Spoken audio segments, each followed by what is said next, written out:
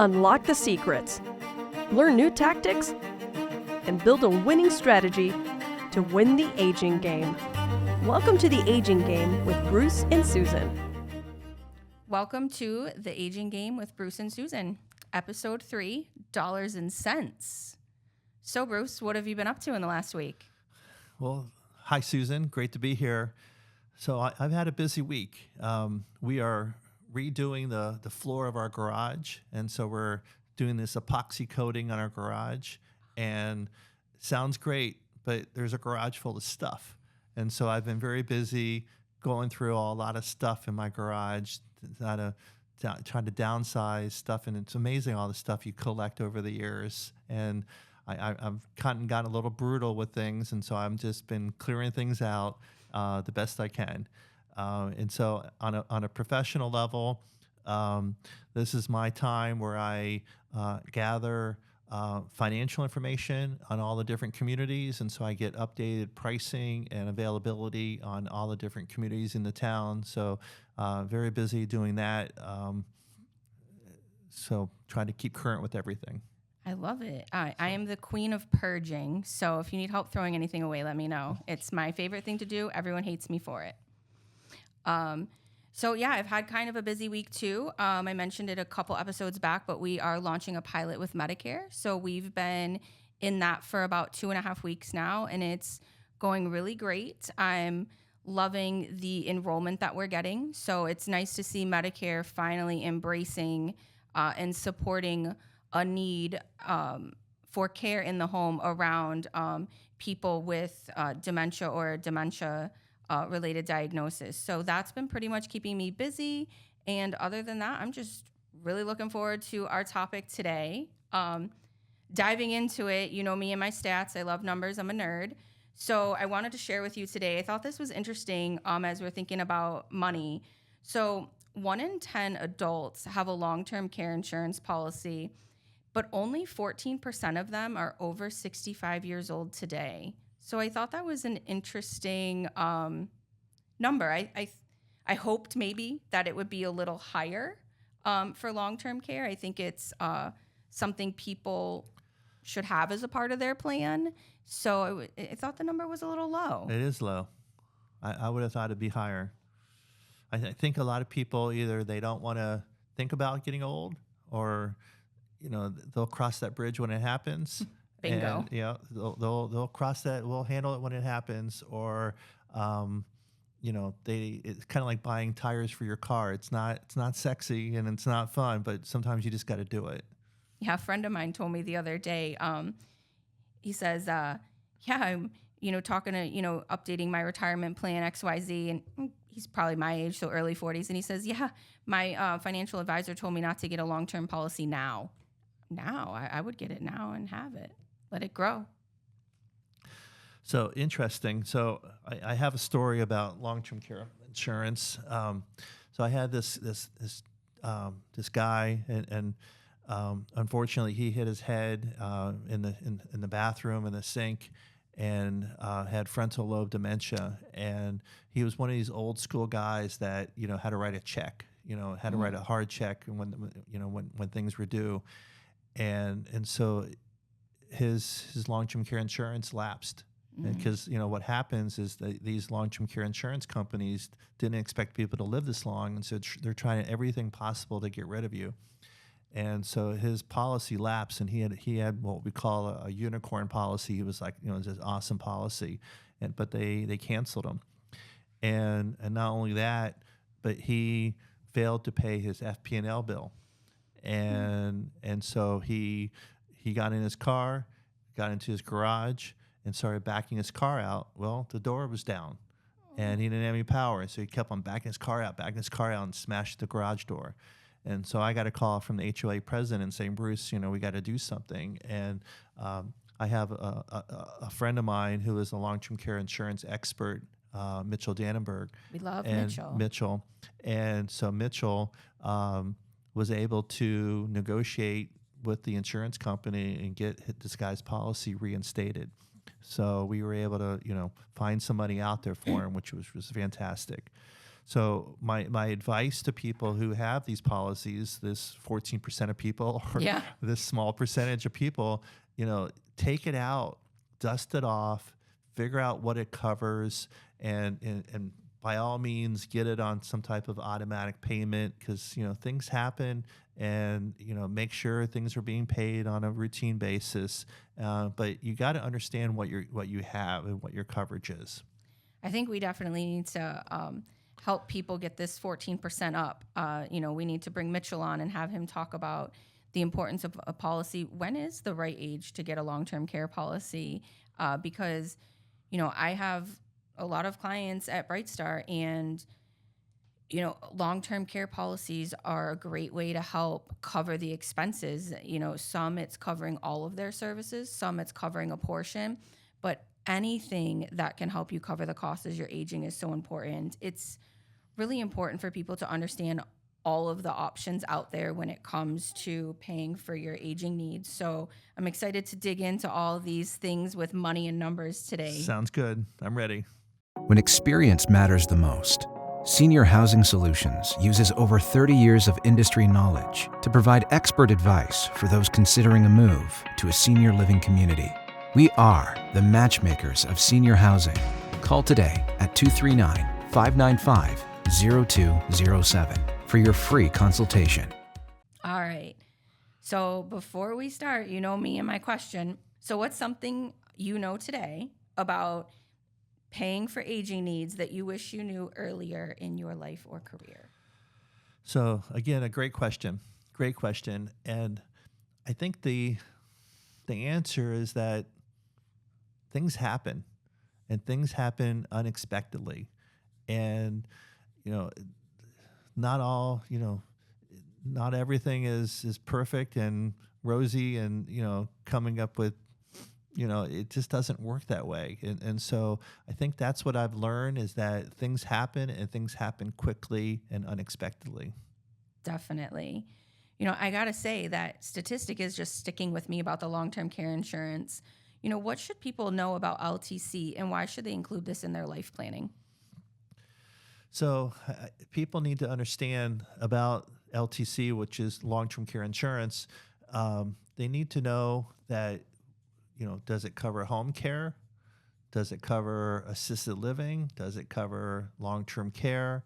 They need to know what is there a what we call an elimination period or a deductible period? They need to know, is there a maximum?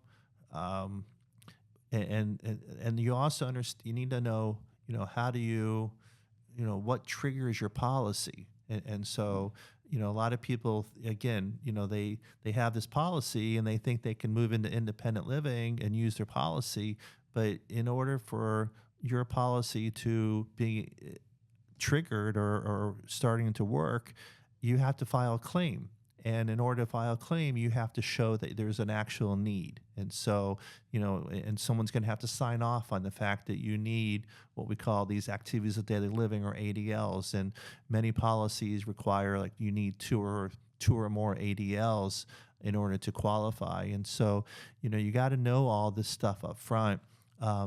What I find many times where people have this policy that they got, 20 years ago, back then, there wasn't such a thing as assisted living. There was what we call convalescent care, but there wasn't, assisted living didn't exist. And so, I encourage my clients to, call their company and find out and get it in writing. Does it cover assisted living, and how much does it cover? And so it's really important that you know what you have and what you don't have. And the other important piece is that there are times when, if your policy is triggered, then your premium stops. And so people don't know that. They think they got to keep on paying this premium. So again, you gotta know this stuff early on. Yeah, having someone like Mitchell work with you is great too. I know he's helping people when they're initiating a claim, and that's so beneficial because there's so many things that are complex with these policies. So very interesting. So can you talk about private pay and how do you pay for private pay? Yeah, definitely. I think that when we're talking about aging and services, there's always going to be that private pay component. So if you're bringing in, um, home care, or you're going to a facility or different things, if you don't have long-term care, and even when you do, that might not be covering 100% of your benefits. So, exploring and understanding home care and what avenue you're going to choose and what that cost is, so that you can add some of that or budget that into your plan. Even if you're working with a small budget, still incorporating something towards private pay care is so important. You need to set that aside and include that in your plan. With the statistics of the numbers that people are going to need some version of care as they age, this is going to be a component of it. So adding that and including that in your plan, I think, is extremely vital. And understanding your budget. So what does that look like? How much do you need to have per month? Meet with companies, talk about what the cost of care is, what are the expectations, and that's going to help you determine how much care can you afford and different things. I think people have the idea that Medicare is going to just cover stuff, and it doesn't. And then Medicare Advantage came out a couple years ago, and people were like, oh, Medicare Advantage covers this. No, they don't. You really need to understand what Medicare does, what Medicare Advantage does, and you really need to understand and wrap your head around and accept that there is going to be a private pay component. So starting to include that when you're making your financial plans is so important. There is so much confusion about Medicare and Medicaid. So much confusion. So can you just talk briefly about the difference? Yeah, I mean, Medicaid basically is a low income benefit. And when they step in, realistically, and I'm sure you can talk to it a little bit more, I would not want to go to a Medicaid facility. That would not be where I would desire to end my later decades of life. So that, I think, is first and foremost. Medicare is when you talk about home health, again, it's that short-term solution. It's that you've had an event and now they're coming in post-event. So maybe you had, a decline and they're coming in to do whatever, disease education or wound care, physical therapy, something short-term. They're not there long-term. And then Medicare Advantage is a whole different animal that people started thinking, oh, they're going to provide this or that or the other thing. When it comes to Medicare Advantage in home health or in home care, it's really limited. You're talking about, somewhere between 12 and 24 hours of care in a year. And in some instances, with some of the plans that come our way, we're not allowed to touch the patient. So we're not providing you with any assistance with the ADLs. It's more IDL support. And I don't really know what impact that's making. And even in the instances where we can provide hands-on. IDL, what is that? So your independent activities. So we can come in and do housekeeping, meal prep, and really that's it. In those situations, we're not allowed to do any assistance where we're touching the patient. So it's very limited. And then there are some situations, there are some Advantage plans that allow us to come in and do ADL support. But even at 24 hours a year, how much impact am I really making on your life? So it's not the solution people think it is. So I've just been chopping at the bit here because one of the things that I see often, and I saw it today I was scrolling through Facebook about, these many attorneys, they do Medicaid planning. And it just drives me nuts because they can do all that. They can do it, and they can make a lot of money doing Medicaid planning. But the fact is where you are going to go to find a Medicaid facility. and it's probably not going to be here in Collier County. It's probably not going to be here in Lee County.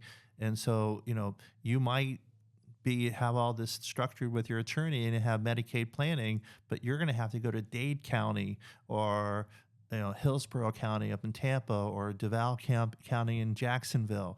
You're not going to find it here. And so it's a huge, huge issue. And, people don't get that, and God forbid you go to a Miami Medicaid facility. That's not where you want to be. No. And you're talking about a low income facility that is not going to be high end and many different levels. And so you got to be really careful and think about all this way before ahead of time. Absolutely. So definitely. I think as we're thinking about communities and touching on them here, there's differences. So can you touch on kind of that rental versus buy-in and what that kind of looks like when it comes to financials? Sure. And I'm happy to do that, but I do want to talk about the veterans. Oh, yeah, absolutely. So I want to talk about veterans because, this is sort of near and dear to my heart about taking care of our veterans. And so, there's a program through the VA called Aid in Attendance. And, it is not promoted by the VA. And it is income based, and it's also need based. So if you're making a lot of money and you live in a nice home and you have good assets, you're not going to qualify. But if you're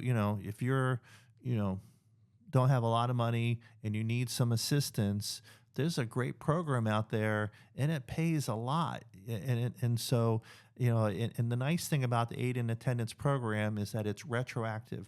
Meaning that if you apply today and it takes you 6 months to get approved, they'll pay you back from today's date. So it's retroactive and it's lifetime, and it's for you and your spouse. So it's so important, and our veterans need to be cared for. They're probably not cared for well enough right now.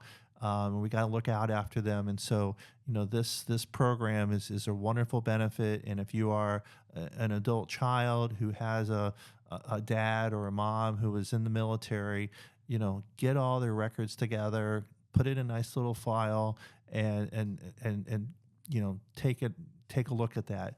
There's a company that I use called Patriot Angels, and if you all email us, I can give you that link.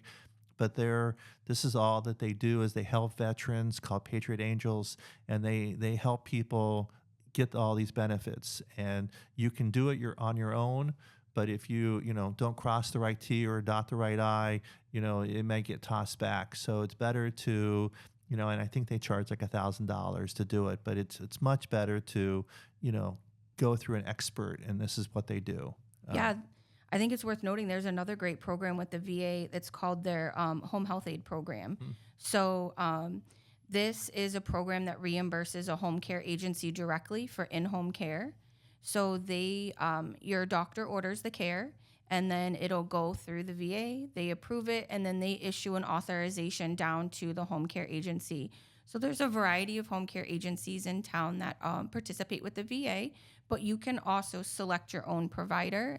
All you have to do is tell your doctor, I want this company. And if they're credentialed with the VA, then the VA would send them their auth. But the great thing about the program is that they have two options for care. So they have one where they give you a bulk amount of respite hours to use per calendar year.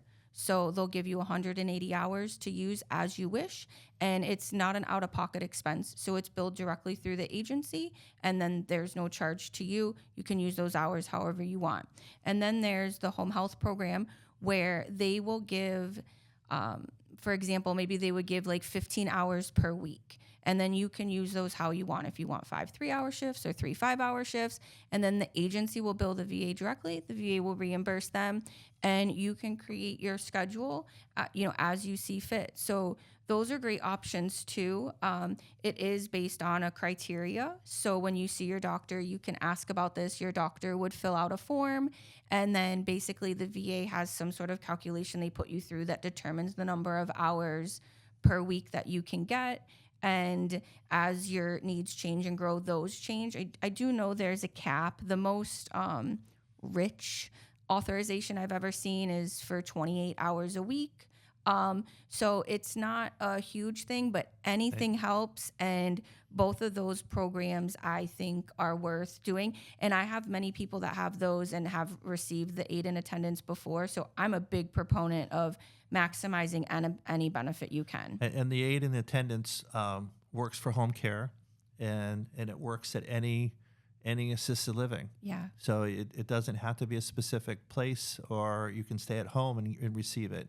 But there's money on the table, and why not tap into it? Yeah, I think for all of our veterans listening, I think every year in February there's the local Veterans Expo in Naples, and that's such a great event. So many local vendors come out, A to Z industries. I mean, everything is there, everything that's geared towards veterans. And most all of us that attend that event, the service provided is free to the veteran or covered through some benefit through the VA. So, we'll share all that information as we get closer to February of 2025. But that's a wonderful event every year. All right. So, but back to what I had asked you, which was, can you cover a little bit of rentals versus buy-ins and finances for that? So again, there's different types of senior housing communities. There's rental, and so there's rental independent living, and so again, you're gonna sign typically an annual lease, and you're gonna pay on a monthly basis, and the least expensive in our area starts at about almost about $2,400 a month. And so that's the least expensive. They go to about $6,000 to $7,000 for independent living, and on a rental basis. Again, you're signing an annual lease. If you don't like it, or if things change, you want to move out, you can give them 30-day notice and you're gone. So it's very flexible that way. The continuing care communities, the CCRCs, those are much more expensive. Those start at about $450,000. They go up to about $9 million.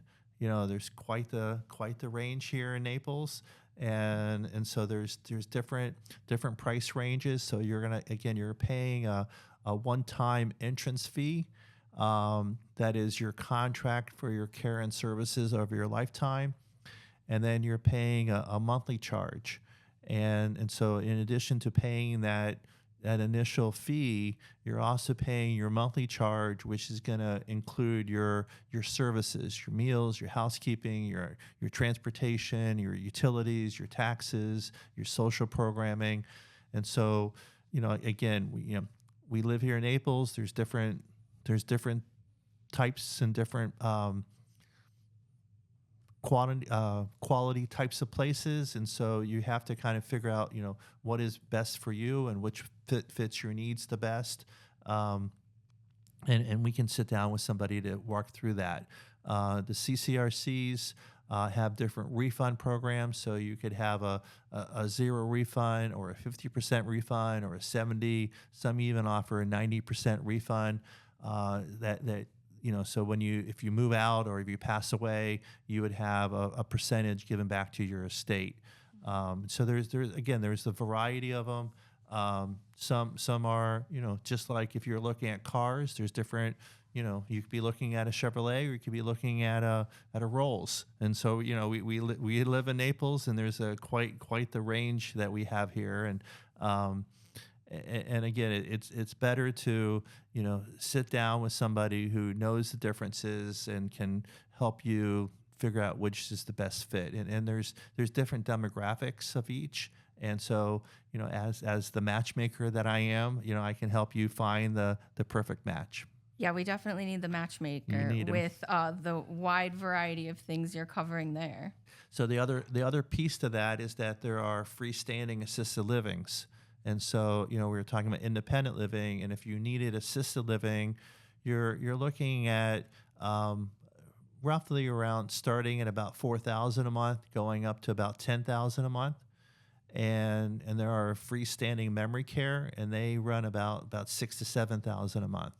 So again, it just depends on the type of place that you're looking at and what you can afford. And obviously, we're in Naples. If you're looking at East Naples versus North Naples, there's different price scales for that.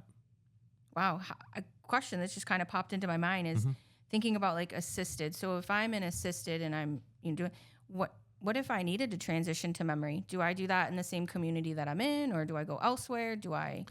So great question. So there are some assisted livings that's all they provide is assisted living, and then there are some that offer that continuum, that have assisted living and memory care, either within the same building or within the same campus. Oh, wow. So it kind of depends on the place, and I think it's probably wise to have a place or move to a place that has that continuum, because you want to move somewhere and be happy and be secure that that's where you're going to live, and you don't want to be going through this 6 months from now saying, I got to find another place. I'm going to call Bruce and help me find another place. And so it's much better to move one place. You can get to know, they get to know you, you get to know them.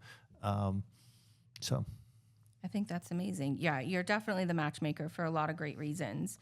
We're fortunate to live in a community. We do have a ton of local resources that can help us, variety of A to Z. Are there a few local resources? I know we touched a little bit about the VA benefits, the Patriot Angels, but what other things do we have in our community that are worth noting to our listeners? Well, I think the Parkinson's Association is a great organization. They provide programs live and online, and the best part, it's free, and so they don't charge at all for their services. If you have a family member, that has Parkinson's, I would definitely encourage you to reach out to them. The Alzheimer's Support Network is also an awesome organization. So they're here, they're local. The Baker Senior Center is here. There's a lot that's offered there.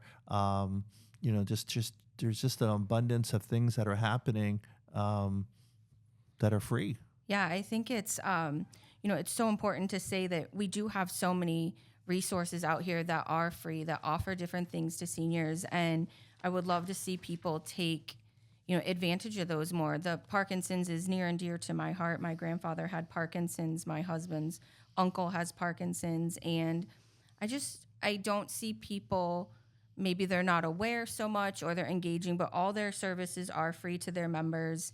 And they really are making changes, as is all of those organizations you made are really great for supporting not just the person, living with the disease, but, the family, the spouse, the caregiver, so many of those resources. So if you have any questions on any of those, definitely reach out to us. We'd love to connect you with, Mary at Parkinson's or, Clark at the Support Network. I know you've got a great connection there at the Baker Center with Jackie. So great connections here that can really help those in our community.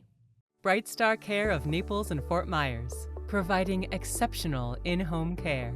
At Bright Star Care of Naples and Fort Myers, we believe that you and your loved ones deserve nothing but the best. Our team of highly trained nurses and caregivers are committed to delivering the highest standard of in-home care.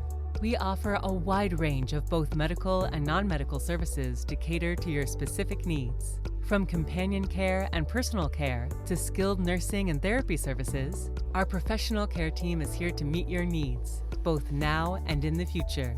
Bright Star Care is proud to provide the highest quality of care and prioritize in-home safety. We are accredited by the Joint Commission, and all care is overseen by a registered nurse. With Bright Star Care, you can have peace of mind knowing that your loved one is in the best hands. To learn more about Bright Star Care of Naples and Fort Myers, visit us online at brightstarcare.com or give us a call at 239-992-4779. We are available 24/7 to answer any questions you may have. Bright Star Care of Naples and Fort Myers, where exceptional care meets compassion. Locally owned and operated since 2006. All right. So, we love to ask, what's our wisdom nugget or light bulb moment of this, topic that we covered today. So what would you say a great final takeaway is for our listeners? So I think it's pretty obvious that, you need to have a plan, and you need to have a financial plan and be realistic with that plan.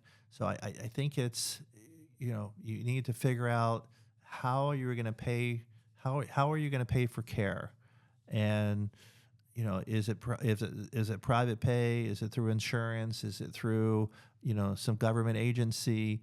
But you gotta figure out, because at some point you're going to need care, and you can't hide under a rock and say, oh, it's never going to happen to me. And, I'll cross that bridge when it happens. You got to have a plan in place. And so, it's important that you work with your team of advisors, your financial advisor, your legal advisor, and you come up with this, this blueprint about how are we going to pay for care. And, you gotta nip it in the bud. Yeah, you got to talk money to me, right? That's Money's right. important. So that was my nugget. So we got a lot of things going on this week. So Susan, tell us what's going on. All right. Well, it's my favorite farmers market this weekend at the Galleria Shops at Vanderbilt, 8 to 12. On Sunday is Cars and Coffee at Mercado from 9 to 11. If you're there, you'll see me at my side table at Rocco's Tacos. I'm there every Sunday. I am obsessed with their chips and guac. And then, again, I'm going to remind everyone, save the date for October 17th. Parkinson's is having their Bags and Baubles bingo event, my favorite event. They always have some amazing purses. So definitely keep a lookout for that and save the date. Sounds fun. Yep. If I had a Ferrari, I'd probably come visit you in Mikado. So I love looking at the cars. So obviously every month they have a theme or whatnot, but there's always this old classic Woody station wagon. He's got all the stickers. He's got his classic 60s surfboards on it. I just absolutely love it. I'm not a fan of all the new stuff, but I love the people that bring out the classic retro fun cars. So It's always a good time. I've seen that guy driving around. Yeah, he's super fun. Yep. All right. Well, I look forward to seeing you this weekend somewhere.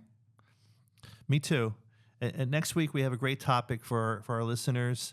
Trying to look into that crystal ball, and trying to, what do you envision for your future? How are you going to plan ahead? How are you going to, what are you going to do if things start to change? And so try to envision your future, and we'll dig into that a lot further. I love it. All right. Well, thanks for listening. We'll see you next week. Be sure to subscribe to our podcast and follow us on social media. You can also find more information and resources at www.theaginggamepodcast.com.